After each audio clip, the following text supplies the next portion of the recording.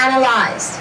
In delivering the final presentation to an audience of UDP supporters in the absence of the opposition, Prime Minister Barrow acknowledged the achievement of his administration despite the financial constraints that have befallen the region as a result of the bleak economic climate.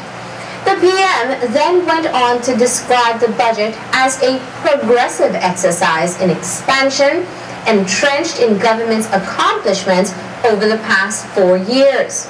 The budget, he says, reflects considerable increases in recurrent and capital expenditure.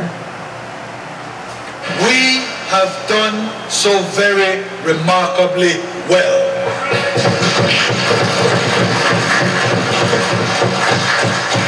And any way you slice it, Mr. Speaker, this budget, careful though it is, about avoiding the wasteful crony spending that was the hallmark of the PUP, is a growth budget.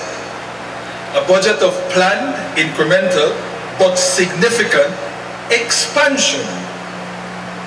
And it is a budget now that is rooted in the success of the last few years, and especially 2011-2012, when despite the fact of 2 national elections, remember how every time when there was a general election and the PUP was in office, they would absolutely bust the budget? Despite the fact that we had 2 national elections in March, general and countrywide municipal, our financial and economic outturn for the last fiscal year was better than had been estimated.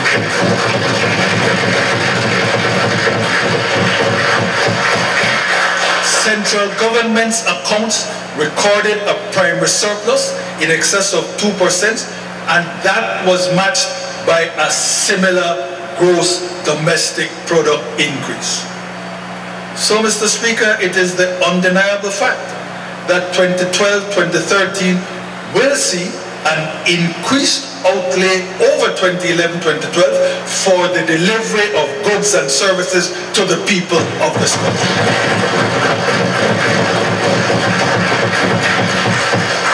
It will see for the first time in our history, Mr. Speaker, gross domestic output exceed $3 billion. It will see total government expenditure now break the $900 million barrier and come close to the $1 billion mark. Thus, Mr. Speaker, no matter how the opposition carps, criticizes, falsifies, and lies, there is no gainsaying the fact of measurable, tangible, overall increases in both recurring and capital allocations in this budget. Coming up is the Ministry